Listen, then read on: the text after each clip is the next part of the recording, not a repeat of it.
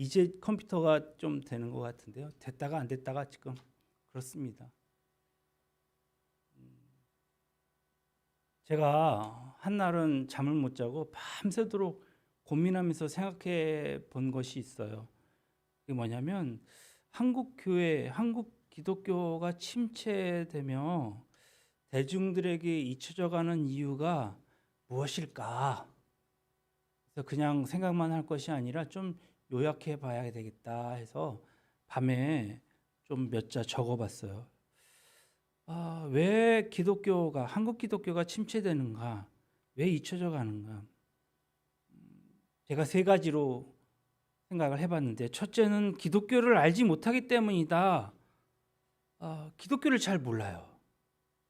그러니까 뭡니까? 시간이 흘러서 애굽의 왕의 왕이 왕이 되었을 때에 요셉을 몰랐던 것처럼, 그래서 이스라엘 백성들을 핍박한 것처럼 이스라엘 백성들이 다윗과 솔로몬 시대를 거쳐서 그 후손들에게는 하나님이 잊혀져 갔듯이 지금 이 시대에 젊은 사람들은 하나님을 당최 모르고 있다. 예수님을 모릅니다. 교회를 몰라요. 왜냐하면 교회를 다녀본 일이 없기 때문에, 하나님의 말씀을 들어본 일이 없기 때문에, 기독교에 대한 상식이 부족한 까닭, 그것은 무엇일까요? 그것은 분명 전하는 사람이 많지 않다라는 점이겠죠. 코로나 때문에 또 사람들이 교회에 나오지 못하기 때문에 이것은 핑계이겠죠.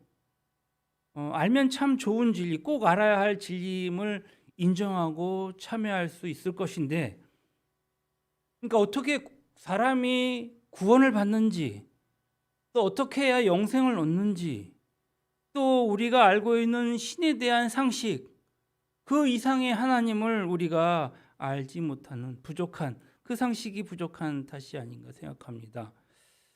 알리는 사람이 없으니까 믿는 사람도 없을 것이겠죠. 그래서 기독교는 사람들에게 점점 잊혀져 가고 멀어져 가고 있는 것입니다.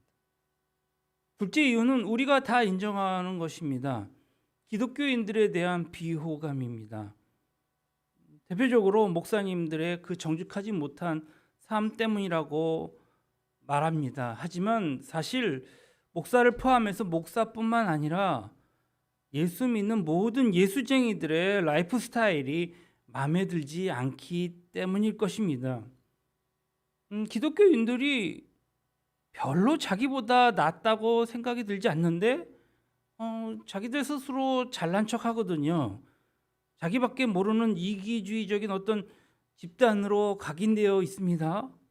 세상 사람들은 이번 코로나 사태 때에 기독교인들, 기독교의 그 오만하고 반성하지도 않는 위험한 광신 집단들의 행태들을 보고 그들을 아주 여러 가지로 비아냥거리며 묘사하고 있습니다. 세상 사람들은 나의 에너지를 더 이상 이런 사람들에게 주기가 아깝다는 거죠.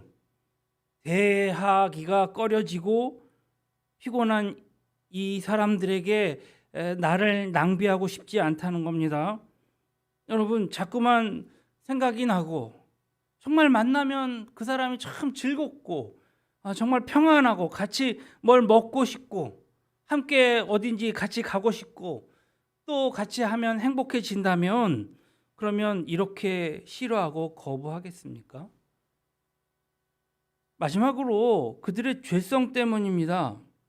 죄는 모든 것을 잊게 해주거든요. 나름대로 죄 짓는 것이 달콤한 면이 있어요. 거짓말해서 속여 먹는 재미가 쏠쏠한 겁니다. 그러니까 속여서 이렇게 뭘 팔면, 그래서 어떤 이익을 얻으면 그게 좋은 거예요. 내가 저 사람을 이겨먹은 게 좋은 거예요. 그게 죄란 말이죠. 세상에서의 쾌락, 이 쾌락이 하나님께서 주시는 은혜보다 더 좋은 걸 어떡하겠습니까? 마약은 모든 것을 잊게 합니다. 근심도 걱정도 또 순간에 쾌락을 느끼게 해주죠. 자기 몸이 망가진다는 것을 알면서도 이것을 끊을 수 없잖아요. 그리고 죄로 인한 심판이 사실은 그 무서움을, 두려움을 잊게 하는 것이죠. 하지만 누구나 자세히는 알지 못하지만 막연히 죄에 대한 심판을 짐작할 수는 있습니다. 그러나 그들이 상상하는 것 그 이상으로 죄에 대한 심판은 무지막지합니다. 전쟁이 초래하게 될 이 참상을 모르고 그까짓 이 정치인들의 이 자존심 때문에 세계 1차 대전이 벌어졌죠. 1천만 명의 정말 전쟁을 모르는 그리고 참전한 유럽의 젊은이들은, 그리고 4천만 명이나 되는 많은 사람들의 그 희생, 처참한 이 죽음의 계곡으로 몰아넣은 그런 사례인 것입니다. 아마도 인류가 받게 될 죄로 인한 심판은 이것에 100만 배, 1000만 배의 대가를 치르고도 남을 것입니다. 오늘 인류는 이 죄악의 쓴뿌리를 미처 알지 못한 채 죄만 짓고 살고 있는 것이죠. 환경에게 짓는 죄, 동물들에게 짓는 죄, 사람과 사람 서로가 서로를 미워하고 증오하고 죽이는 이 짓는 죄, 심지어 자기 자신에게까지 짓는 죄, 이 죄에 대한 심판을 어느 누가 피할 수 있겠습니까? 우리는 그렇다 치고 우리의 후손들은 이 일을 어떻게 감당하며 살아남을 수 있을까요? 우리는 지금 기도해야 합니다. 장차 미래 세대에 감당해야 할 이 고통을 전가하는 것에 대해서 깊이 의식하고 회개하며 주 앞에 나가야 한다는 것입니다. 어쩌면 이 참상을 미리 가서 그들에게 알리라고 우리를 이곳에 보내셨는지도 모르겠습니다. 작년에 돌아가신 우리 선배 목사님, 그 사모님이 대를 이어서 교회를 했다고 했잖아요. 우리 청년들에게는 어느 정도 제가 얘기한 것 같은데, 한날은 그 목사님, 돌아가신 목사님이 너무 아파서 밤에 일어났대요. 그래서 아픈 배를 부여잡고 막 어떻게 할지를 몰라서 목사가 뭐밖에 더 하겠습니까? 기도밖에 더 하겠습니까? 하나님 너무 아파요. 하나님 이렇게 아플 수가 없어요. 엉엉 울면서 하나님 이 좀 고통을 좀 피하게 해달라고. 휘장암이니 제가 상상은 못하겠지만 굉장히 아팠던 모양입니다. 그런데 비몽사몽간에 주님이 말씀하시더라는 거예요. 얘야 정말 아프니? 정말 아픕니다. 죽을 것 같습니다. 차라리 제 목숨을 걷어가십시오. 진짜 아프니? 정말 못 참겠습니다. 너무 힘들어서 죽겠습니다. 그리고 그 고통의 소리에 지금은 이제 전도사가 되신 그 사모님이 쫓아왔더랍니다. 그런데 엉엉 울더래요. 목사님이 울더래요. 그래서 너무 아픈가 보다 하고 이제 그만 우시고 어떻게 진통제라도 드릴까요? 하니까 그게 아니라는 거예요. 너무 아프고 너무 힘듭니다, 하나님. 진짜 그게 아프니? 예, 진짜 아픕니다. 그런데 장차 네 후손들이 당할 고통은 네가 겪는 고통보다 더 고통스러울 것이다 라는 음성이 들리더래요. 그 얘기를 들은 사모님이 도저히 그냥 잠을 이룰 수가 없었대요. 바로 교회에 가서 엎드려서 기도하고, 그래서 그 사모님은 그 목사님의 그 유지를 받들어서 목회를 하기 시작했습니다. 이 땅의 황무함을 보십시오. 오늘 우리의 죄악을 보십시오. 우리가 전하지 않으면 주님 앞에 주님께서 묻게 될 그 책임에 대해서 우리는 막중한 그 심경으로 주님 앞에 나가야 될 줄로 믿습니다. 오늘 우리가 함께 나눌 얘기의 내용은 그동안 많은 믿음의 영웅들을 나열하며 우리가 그들의 삶을 통해서 믿음의 길을 따라서 배웠는데, 우리가 건너뛴 인물들이 있어요. 그들이 누구냐면 오늘 본문의 이삭과 야곱입니다. 이삭은 믿음의 조상이지만 몇 가지 점에서 우리에게 큰 실망을 줍니다. 그는 말년에 창세기 27장에 보니까 눈이 어두워서 잘 보지 못했다 했습니다. 이 표현은 그의 육신뿐만 아니라 영적인 면도 보여주고 있는 것입니다. 모세가 죽을 때에 그의 나이가 120세나 됐는데 그 눈이 흐려지지 아니했던 것과는 아주 대조적입니다. 오히려 그 누구입니까? 엘리 제사장의 최후의 모습을 보는 것과 같은데요. 엘리 제사장이 눈이 점점 어두워가면서 잘 보지 못했다 했거든요. 이삭의 인생에서 크게 두 가지 실패를 했습니다. 하나는 그 자식을 편애했다는 데 있습니다. 쌍둥이거든요. 에서와 야곱. 그 중에 에서를 더 사랑했지 않습니까? 그런데 그 편애의 동기가 아주 인간적인 육신적인 것이었습니다. 단적으로 창세기 25장 28절에 보면 사냥꾼인 에서가 가져오는 고기 때문에 그 고기를 아주 즐겨하면서 그를 편애했다는 거예요. 아주 잘못된 동기로 자식을 편애하며 결국 큰 비극을 낳게 되죠. 둘째입니다. 무엇이냐면 이삭은 하나님의 뜻을 잘 깨닫지 못하는 영적인 무지가 있었다는 것입니다. 뭐 결혼 후에 당연히 임신한 것은 누구나 다 이치인데요. 그러니까 그 어렵게 기도 끝에 얻은 그 임신한 그 아내 리브가죠. 리브가가 오늘 창세기 25장 23절에 이렇게 얘기하고 있습니다. 한번 볼까요? 창세기 25장 23절 말씀. 두 국민이 네 태중에 있구나. 두 민족이 네 복중에서부터 나누이리라. 이 족속이 저 족속보다 강하겠고 큰 자가 어린 자를 섬기리라 하셨더라. 하나님의 말씀이 들린 거예요. 리브가가 그렇게 하나님의 음성을 듣고 나서 남편에게도 충분히 얘기했을 것이라는 것은 우리가 다 알 수 있겠죠.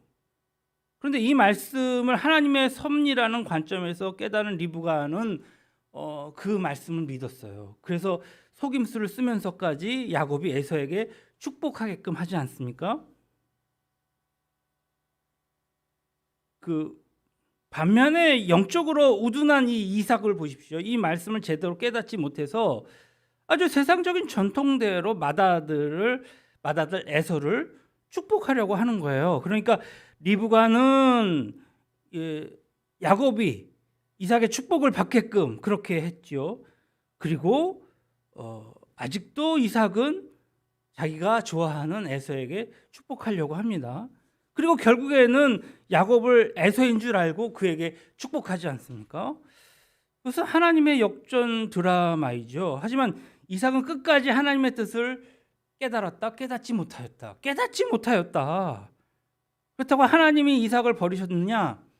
또 그것은 아닙니다. 오늘 본문의 말씀을 보니까 20절에 믿음으로 이삭은 믿음이 있었어요. 장차 있을 일에 대하여 야곱과 에서에게 축복하였으며 이삭은 실수했습니다. 하지만 하나님은 끝까지 그를 붙들어 주셔서 오늘날 우리로 하여금 아브라함의 하나님, 그다음에 이삭의 하나님, 그리고 야곱의 하나님이라는 말을 듣게 하신 것을 보게 됩니다.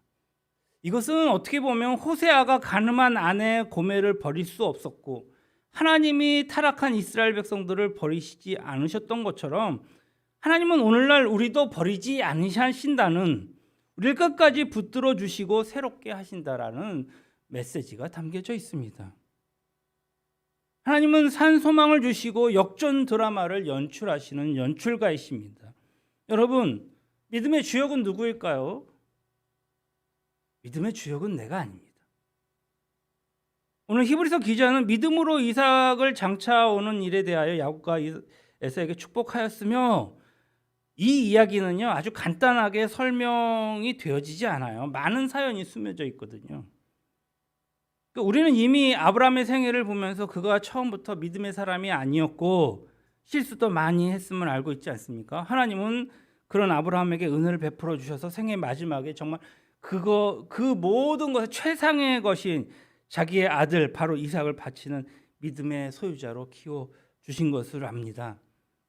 오랜 세월을 걸쳐서 연약한 아브라함을 굳건한 믿음의 사람으로 키워주셨더니 하나님은 이삭 역시 그렇게 인도해 주셨다라는 말씀입니다.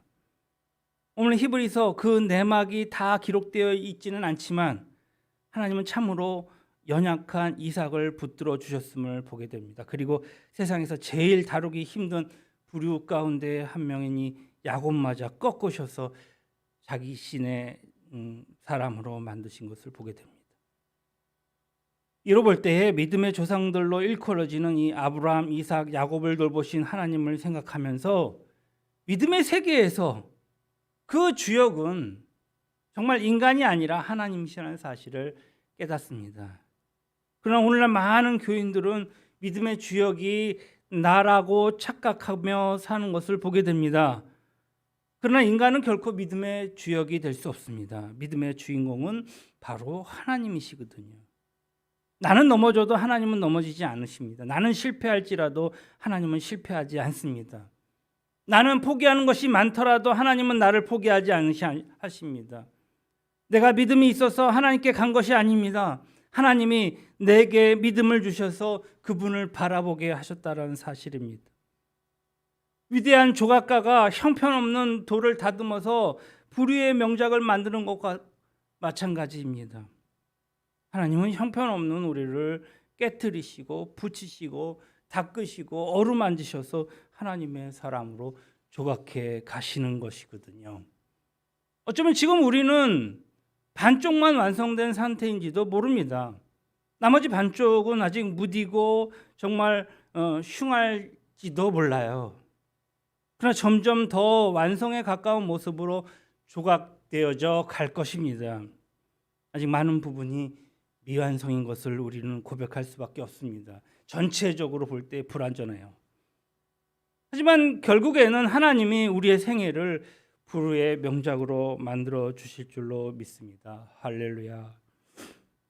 성격이 못된 사람은 성격을, 언어가 아주 상스럽고 좋지 않은 사람은 언어를, 손버릇이 아주 못된 사람은 손버릇을, 마음이 더러운 사람은 마음을 온전하게 조각해 내 주실 것입니다.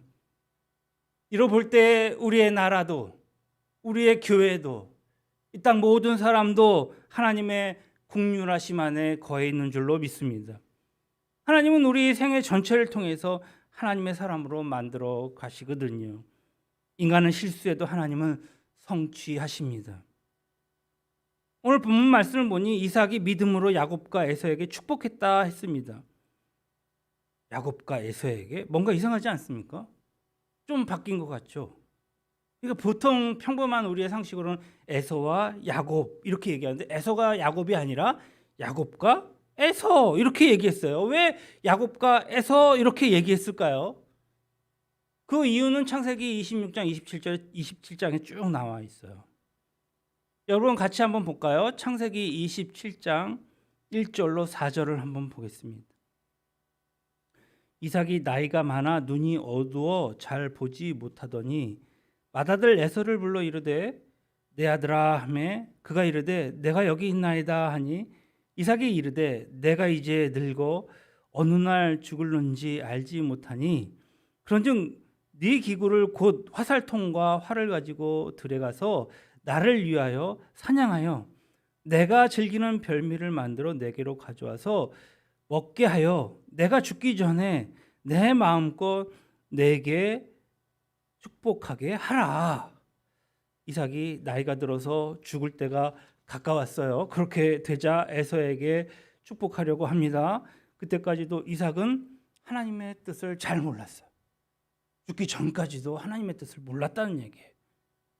이 말을 엿들은 리브가가 속임수를 썼다 했지요.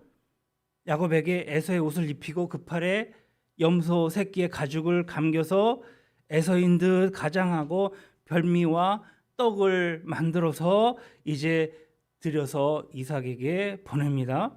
에서 대신 야곱. 그러니까 이삭의 축복을 야곱이 받게 하기 위해서죠. 영적인 눈도 어둡고 나이 들어서 육신의 눈마저 보이지 않는 이 늙은 이삭. 잠깐 의심하긴 했지만 야곱을 에서로 잘못 알고 할 수 있는 모든 인간적인 축복을 다 해 주었습니다. 27장 27절로 29절을 다시 한번 함께 읽어보도록 하겠습니다. 한번 볼까요? 그가 가까이 가서 그에게 입맞추니 아버지가 그의 옷에 향취를 맡고 그에게 축복하여 이르되 내 아들의 향취는 여호와께서 복 주신 밭의 향취로다. 하나님은 하늘의 이슬과 땅의 기름짐이며 풍성한 곡식과 포도주를 내게 주시기를 원하노라. 그리고 만민이 너를 섬기고 열국이 네게 복을 굴복하리니 네가 형제들의 주가 되고 네 어머니의 아들들이 네게 굴복하며 너를 저주하는 자는 저주를 받고 너를 축복하는 자는 복받기를 원하노라. 이렇게 엄청난 축복이 끝난 뒤에 누가 등장할까요? 에서가 등장합니다. 에서가 뒤늦게 별미를 들고 와서 축복해 달라고 합니다. 이삭이 어땠습니까? 오늘 창세기 27장 33절에 보니까 힘이 크게 떨었다. 에서는 상황을 파악하고 방송대혹하며 이삭을 졸라댑니다. 아버지, 어떻게 이러실 수 있습니까? 제게도 축복해 주십시오. 제게 빌복을 남겨두지 않았습니까? 남은 복이라도 주십시오. 하지만 이미 뺏긴 축복은 울고 화낸다고 해서 되찾을 수 있는 것이 아니었습니다. 이삭은 아쉬운 대로 에서에게 이렇게 축복합니다. 39절로 40절 말씀. 네 주소는 땅의 기름짐에서 멀고 내리는 하늘의 이슬에서 멀 것이며. 이게 축복입니까? 저주입니까? 잘 모르겠어요. 너는 칼을 믿고 생활하겠고.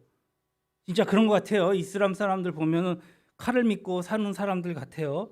내 아우를 섬길 것이며 네가 매임을 벗을 때에는 그 멍에를 네 목에서 떨쳐버리리라 하였더라. 에서는 참으로 비참한 심정으로 축복을 받았을 것입니다. 예전에 팥죽 한 그릇에 장자의 명분을 빼앗긴 것도 억울한데 이제는 축복마저 빼앗겼으니 그 마음이 얼마나 상했겠습니까? 결국 에서는 야곱을 미워하고 심중에 이르기를 41절에 창세기 27장 41절에 보니까 아버지를 곡할 때가 가까웠은즉 내 아우 야곱을 죽이리라 하였더니 야곱을 죽이려고 결심을 했다는 얘기죠.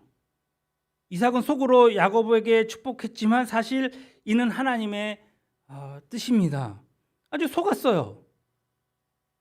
그런데 이것은 결국은 하나님의 뜻이라는 거예요. 이삭의 무지로 일어난 일이지만 거기에는 하나님의 뜻이 개입되어 있었지 않습니까? 그래서 인간의 실수는 하나님의 성취일 수도 있습니다. 세상 만사가 내 뜻대로 안 될 때 어쩌면 그때는 하나님의 뜻이 이루어지는 것인지도 모릅니다. 내가 실패라고 생각하는 그 실패가 하나님께는 성공일 수도 있다니까는요. 반대로 세상에서 성공하는 것이 하나님 편에서는 실패일 수도 있는 것을 명심하시기 바랍니다. 그러므로 세상에서 일어난 사건이나 우리 인생 가운데 일어나는 어떤 일들을 해석할 때에는 그 이면에 담겨져 있는 하나님의 뜻을 찾아서 볼 줄 알아야 합니다. 내가 하나님 안에 있느냐 없느냐, 하나님의 뜻이 내 안에 있느냐 없느냐로 내 생애가 결정되는 것이지 우리가 알고 있는 정말 세상적인 가치관으로 내 생애를 결정되는 것이 아니란 말입니다. 이삭이 야곱에게 속은 사실을 알았을 때 오늘 뭐라고 얘기합니까? 심이 떨었다라고 했어요. 이것은 속은 것에 대한 그 노여움 때문에 이렇게 심이 떨었다는 얘기가 아니에요. 부들부들 막 보자 막 부들부들 그렇다는 얘기가 아닙니다. 하나님의 섭리에 대한 충격이죠. 그러니까 어떤 주석가가 이 부분을 이렇게 설명해요. 이삭이 속았음을 깨닫고 심이 떨었던 그때 그 순간은 이삭의 자아가 깨졌다. 자아와 같이 육신도 깨지는 순간이었다라고 말하고 있습니다. 우리 또한 이런 때가 있지 않습니까? 자기가 기대했던 것, 원했던 것이 무너질 때에 자기의 인생이 무너지는 것 같은 느낌을 느낄 때가 있습니다. 아주 수치와 모멸과 손가락질 당하는 이 순간이 사실은 당신의 자아가 깨지는 순간입니다. 당신 안에 이삭이 깨지는 순간인 것입니다. 분명히 이삭은 에서를 축복했는데 하나님은 축복의 대상을 야곱으로 바꾸어 놓으셨거든요. 내 뜻이 무너지고 하나님의 뜻이 이루어지는 순간입니다. 이럴 때는 고난 당하면서도 오히려 우리의 영혼은 기쁨과 감사의 이 찬양이 나오게 되는 것입니다. 저는 그렇게 생각을 합니다. 우리의 삶이 정말 불행 가운데 힘든 삶을 산다 할지라도 그것이 결코 진정한 불행과 힘든 삶은 아니다. 하나님의 뜻을 발견한 사람은 이런 반응을 보입니다. 병들어 죽게 되어도 할렐루야, 하나님 감사합니다. 이런 시련을 주셔서 감사합니다 라고 고백합니다. 병상 중에서도 하나님을 만나고 시련 중에도 하나님을 깨닫고 역경 속에서도 하나님의 섭리를 발견하는 것이거든요. 이것이 믿음입니다. 성경에서 말하는 믿음이에요. 이런 사람은 어려움 속에서도 곧 일어날 것입니다. 일어나십시오. 믿음으로 일어나십시오. 하나님이 그 삶을 역전 드라마로 만들어 주실 것입니다. 야구 경기장에서 계속 지나다가 계속 이렇게 지다가 마지막 회에 말로 홈런을 쳐서 역전하는 경기를 보신 적이 있으십니까? 전 직접 봤어요. 한 20년 전에 이 광주 무등산 그 야구장에서 9회 말이면 맨 마지막 회를 얘기해요. 2 스트라이크. 이제 하나만 스트라이크 잡으면 그 사람은 지는 거예요. 이제 게임이 완전 끝나는 거예요. 거기서 이종범이 나왔어요. 이종범이 나와서 말로 홈런을 쳐버렸어요. 저 그거 봤어요. 정말 짜릿하더라고요. 막 소름이 쫙 끼치는 거예요. 하나님은 충분히 그렇게 하실 수 있으신 줄로 믿습니다. 그러므로 세상에서 크게 성공했다고 자만하지 마십시오. 반대로 큰 어려움과 실패를 당했다고 너무 실망하지도 마십시오. 하나님의 뜻은 어디에 있는지 아무도 모릅니다. 중요한 것은, 여기서 우리가 찾아야 할 것은 하나님의 신실하심입니다. 하나님은 신실하시거든요. 우리가 잘 되기를 원하시고, 우리가 복받기를 원하시고, 우리가 참된 하나님의 자녀로 정말 불의의 명작으로 아름답게 조각되어지기를 원하십니다. 우리가 히브리서 오늘 본문의 말씀과 이삭의 가족을 통해서 배우려는 진리가 무엇입니까? 축복은 하나님의 뜻대로 되는 것도 아니고, 사람의 뜻대로 되는 것도 아니고, 사람이 만든 것도 아닙니다. 어떤 사람은 믿음으로 축복을 막 만들려고 합니다.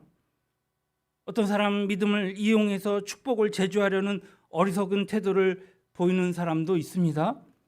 그러나 축복은 하나님이 주시는 것이지 인간이 좌지우지할 수 있는 것은 아닙니다. 참된 믿음은 내 뜻을 성취하는 것이 아니기 때문에 그렇습니다. 그래서 하나님의 뜻을 받드는 것입니다. 하나님의 뜻이면 싫어도 받아들이는 이유가 여기 있습니다. 하나님의 뜻이면 아프리카 저 오지 끝으로 가서도 복음을 전하는 것이, 그것이 축복이라고 믿는 것입니다. 그러면 하나님은 복을 주십니다. 오히려 인간의 생각으로 골라서 복을 선택하면 위기가 옵니다. 그래서 성경은 얘기합니다. 육에서 난 것은 육이요 성령으로 난 것은 영이니, 인간의 우선순위가 하늘의 우선순위와 늘 일치하는 것은 아닙니다. 큰 아들이 작은 아들보다 반드시 우선돼야 된다는 법은 없습니다. 높은 사람이 낮은 사람보다 우선된다? 배운 사람이 못 배운 사람보다 우선된다? 잘난 사람이 못난 사람보다 우선된다? 4년제 나온 사람이 대학교 못 간 사람보다 우선된다? 이런 것들은 다 세상의 원리입니다. 성경은 그렇게 말하고 있지 않습니다. 하늘나라에서는 그런 법칙이 통하지 않습니다. 교회 안에서는 높고 낮음이 없거든요. 먼저 신앙생활을 했다고 영적으로 더 높고 더 많이 축복받았다는 것은 없습니다. 그래서 예수님은 이와 같이 나중된 자로서 먼저 되고 먼저 된 자로서 나중되리라 말씀하신 것이 아니겠습니까? 나중된 자가 먼저 될 수 있는 것을 잊지 마시기 바랍니다. 그래서 우리는 오직 예수 그리스도를 아는 것을 자랑하시기 바랍니다. 아무리 좋은 복도요, 그런 것 같아요. 소홀히 하면은 빼앗길 수 있는 것이죠. 에서가 그렇지 않습니까? 그런 장차 직분을 소홀히 여기고 영적으로 무지했기 때문에 축복을 빼앗겼습니다. 반면에 야곱은요, 비록 속임수와 거짓을 사용했긴 했지만 영적인 것에 대해서 아주 갈급했습니다. 그는 장자의 직분, 축복이 귀한 것임을 알았기에 그와 같은 술수를 썼지 않겠습니까? 그래서 에서에게서 그것을 빼앗아 버린 것이겠죠. 우리는 야곱에게서 영적인 것을 사모하는 마음을 좀 배웠으면 좋겠습니다. 영적인 것 외에도 건강, 재물, 주신 환경, 여건 등 하나님이 주신 것은 다 귀한 것입니다. 귀하게 여겨야 합니다. 이런 것을 소홀히 여기면 잃어버릴 수도 있습니다. 그래서 그런 소리 하잖아요. 어른들이 건강할 때는 몰랐는데 건강 빼앗기면 건강의 소중함을 안다고요. 가정과 나라, 교회, 이것에 대해서 소중함을 알고 귀하게 여기며 지켜나가시기를 바랍니다. 그래서 우리가 젊은 사람들이랑 대화해보면 시대를 잘 모를 때가 있어요. 뭐 쉬운 예로 이제 대선이 가까우지만 누구를 선택해야 될지 모른다는 거예요. 근데 우리는 현대사를 밝히 알고 보게 되면 충분히 누구를 찍고 말고가 없어요. 역사가 말해주기 때문에.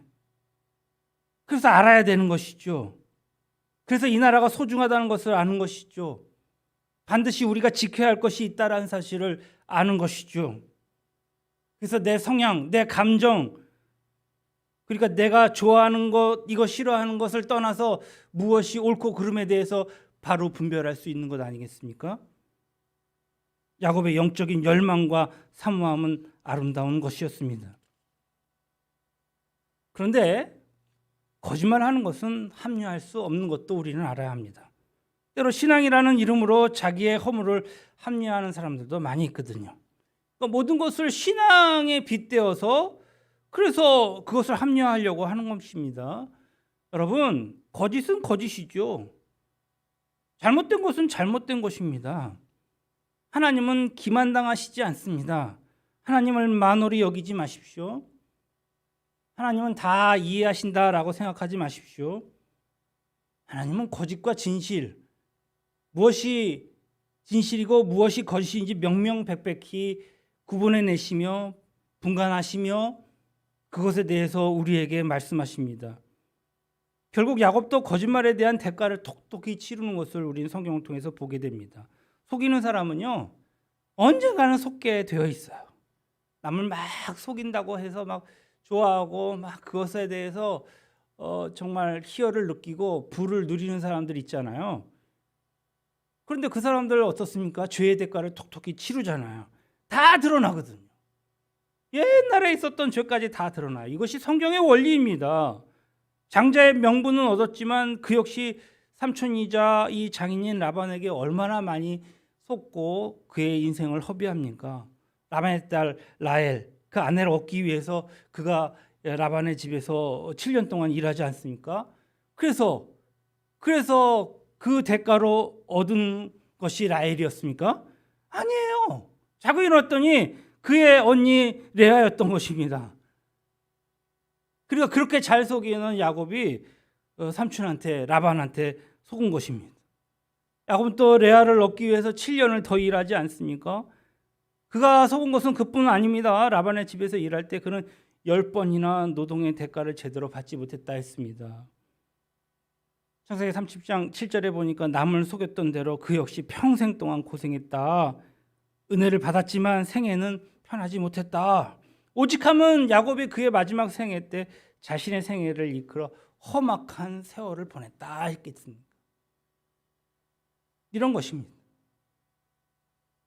말씀을 맺도록 하겠습니다. 사랑하는 여러분, 우리는 이삭을 통해서 영적인 둔함이 얼마나 치명적인 결과를 가져오는지 알 수 있습니다. 우리는 우리의 지금의 신앙, 우리 한국의 기독교에 대해서 낙관적으로 보는 경향이 있습니다. 그러나 우리의 생각보다 더 심각한 그러한 상황이 아닐 수 없습니다. 그러나 그렇게 연약한 인간의 모습임에도 불구하고 하나님이 끝까지 책임져 주실 것이라는 사실을 우리는 또한 배워야 할 것입니다. 영적인 것을 사모하고 추구하되 정말 정직하고 성실하게 하십시다. 매 순간 순간마다 하나님의 뜻이 어디에 있는지 하나님의 뜻을 헤아리고 그분의 뜻을 이루어 드리는 삶